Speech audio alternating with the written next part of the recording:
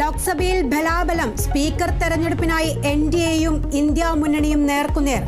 ഓം ബിർളയും കൊടിക്കുന്നിൽ സുരേഷും ഏറ്റുമുട്ടുന്നു. തൃണമൂൽ പിന്തുണ ഇന്ത്യ മുന്നണിക്ക്. സംസ്ഥാനത്തെ വിലക്കയറ്റം. നിയമസഭയിൽ അടിയന്തര പ്രമേയത്തിന് അനുമതിയില്ല. പ്രതിപക്ഷം സഭ വിട്ടിറങ്ങി.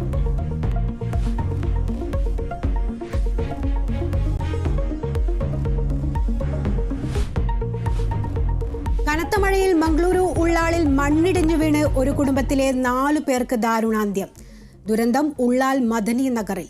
സംസ്ഥാനത്ത് മഴ ശക്തം. 2 ജില്ലകളിൽ ഓറഞ്ച് അലർട്ട്. എറണാകുളം പൂതിർക്കയിൽ വീടിന് മുകളിലേക്ക് മണ്ണിടിഞ്ഞു വീണു. തൃശൂർ പെരിങ്ങൽകുത്ത് ഡാമിൽ റെഡ് അലർട്ട്. ആലപ്പുഴ അരൂർ തുറവൂർ ദേശീയപാതയിൽ യാത്രക്കാരെ ചെളിക്കുണ്ടിലാക്കി ഉയരപാത നിർമ്മാണം. വൈറ്റിലിൽ നിന്നും ആലപ്പുഴയ്ക്ക് പോകുന്നവർക്ക് ഈ ദുരിത വഴി താണ്ടാതെ പോകാൻ കഴിയില്ല. കാലങ്ങളായി ഈ കിടപ്പ് തന്നെയാണ്. ഒരു തരത്തിലുള്ള നടപടികളും അധികാരികളുടെ ഭാഗത്തുനിന്ന് ഉണ്ടാകുന്നില്ല എന്നുള്ളതാണ് യാഥാർത്ഥ്യം. ശക്തമായ പ്രതിഷേധവുമായി നാട്ടുകാർ. ജനകീയ പ്രശ്നം ഏറ്റെടുത്ത് കേരള വിഷൻ ന്യൂസ് പരമ്പര എന്ന വാക്കുഴിയടക്കം.